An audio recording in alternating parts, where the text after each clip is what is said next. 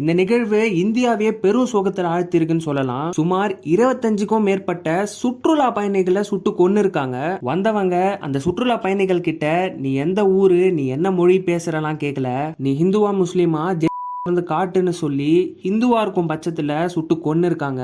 காஷ்மீர்ல பஹல்கம் அப்படின்னு சொல்லப்படுற இடமானது அதிக சுற்றுலா பயணிகள் வரக்கூடிய ஒரு இடமா இருக்கு. கடந்த சில வருஷமா தான் இந்த இடத்துக்கு நிறைய சுற்றுலா பயணிகள் வந்து போறது வழக்கமாக இருக்கு. காரணம் ஆர்டிகல் 370 இல்லாததுனால தான். ஆல்ரெடி நமக்கு தெரியும் article 370 of the Indian constitution படி ஜம்மு அண்ட் காஷ்மீருக்கு மட்டும் ஒரு தனி அங்கீகாரம் கொடுக்கப்பட்டு இருந்தது. லைக் அவங்களுக்குன்னு தனி கான்ஸ்டிடியூஷன் அவங்களே அமைச்சுக்கிற மாதிரி 1947ல இருந்தே காஷ்மீருக்காக இந்தியா, பாகிஸ்தான் அண்ட் சைனாக்குள்ள பல சர்ச்சைகள் வந்திருக்கு.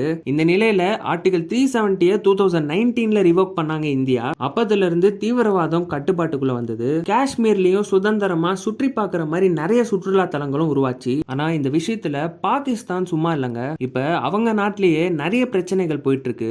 இதுக்கு எல்லாத்துக்கும் பின்னாடி பெரிய அரசியல் இருக்குன்னு சொல்லப்படுது. இப்ப நடந்த சுற்றுலா பயணிகளுக்கு எதிரான தாக்குதல்ல ஈடுபட்டது டிஆர்எஃப், தி ரெசிஸ்டன்ஸ் ஃப்ரண்ட்னு சொல்லப்படுற ஒரு குழு தான். இவங்க பாகிஸ்தான் கூட லிங்க்ல இருக்காங்கன்றதும் சொல்லப்பட்டிருக்கு. ரொம்பவே மோசமா மிருகத்தனமா நடந்திருக்காங்க. இதை தொடர்ந்து இந்தியா இதுக்கு என்ன ஆக்ஷன் எடுக்க போறாங்கன்றத பொறுத்து இருந்து தான் பார்க்கணும். இதை பத்தி உங்களோட கருத்தை கமெண்ட் செக்ஷன்ல சொல்லுங்க. மேலும் சட்டம் தொடர்பான செய்திகளை தெரிஞ்சுக்க நம்ம சேனலை சப்ஸ்கிரைப் பண்ணுங்க.